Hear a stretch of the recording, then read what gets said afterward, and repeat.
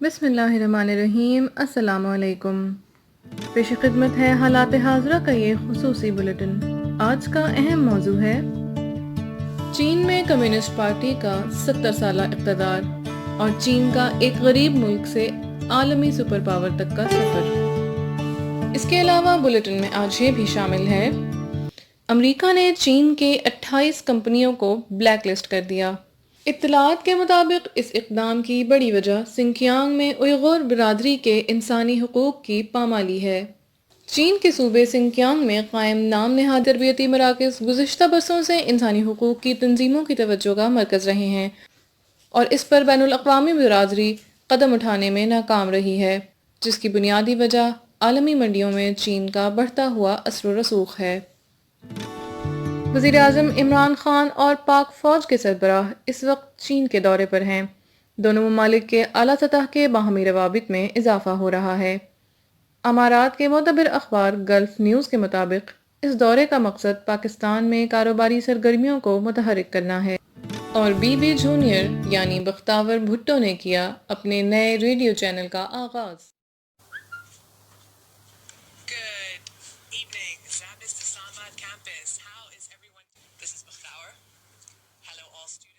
Before moving on, let's have a look on our social media accounts.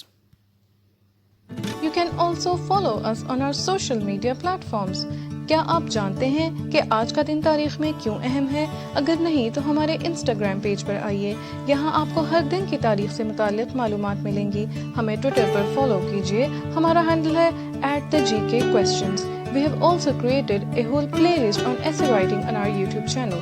Go and check it out. You can also send us your queries on our email. All the links are given in the description box below. اور اب بڑھتے ہیں آج کے اہم موضوع کی جانب۔ چین میں کمیونسٹ اقتدار کے 70 سال مکمل۔ دنیا میں یہ باور کرانے کی کوشش کی جاتی رہی ہے کہ کمیونزم ناکام ہو گیا ہے اور کیپٹلزم کی حکمرانی ہے، مگر چین کی حکمران پارٹی نے 70 سالوں میں اس تاثر کو زائل کرنے کی عملی کوشش کی ہے۔ چین کی کمیونسٹ پارٹی کے 70 سال مکمل ہونے پر امریکی صدر ڈونلڈ ٹرمپ نے تجارتی جنگ کے باوجود صدر زی جن پنگ کو مبارکباد کا پیغام پہنچایا۔ یہ سرد جنگ کے خاتمے کے بعد کسی بھی امریکی صدر کی جانب سے ایک غیر معمولی پیغام ہے۔ امریکی صدر کا براہ راست یہ تہنیتی پیغام یہ ظاہر کرتا ہے کہ کمیونزم دنیا میں کامیاب ہو رہا ہے۔ یاد رہے کہ ان 70 سالوں میں چین پر انسانی حقوق کے بارے میں اعتراضات کیے جاتے رہے ہیں اور شخصی آزادی پر بھی وقتاً فوقتاً سوالات اٹھائے جاتے رہے ہیں۔ چین کی کمیونسٹ پارٹی کے تمام حکمران اپنے اپنے ادوار میں انسانی حقوق کی پامالی کے تمام تر الزامات کو نظر انداز کرتے ہوئے اپنی تمام توجہ غربت کے خاتمے اور چین کے عوام کی فلاح و بہبود پر مرکوز رکھتے رہے ہیں۔ یہی وجہ ہے کہ آج چین کا شمار معاشی طور پر مضبوط ترین ممالک میں ہوتا ہے۔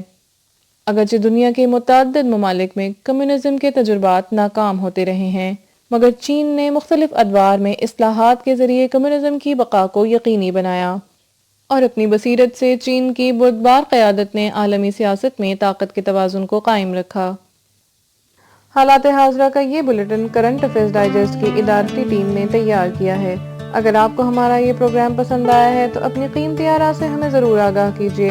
ہمارے کانٹیکٹ ڈیٹیلز اور سوشل میڈیا لنکس آپ کی سہولت کے لیے ڈسکرپشن باکس میں موجود ہیں۔ تازہ ترین معلومات، تجزیوں اور تبصروں کے لیے ہمارے چینل کو سبسکرائب کرنا نہ بھولیں۔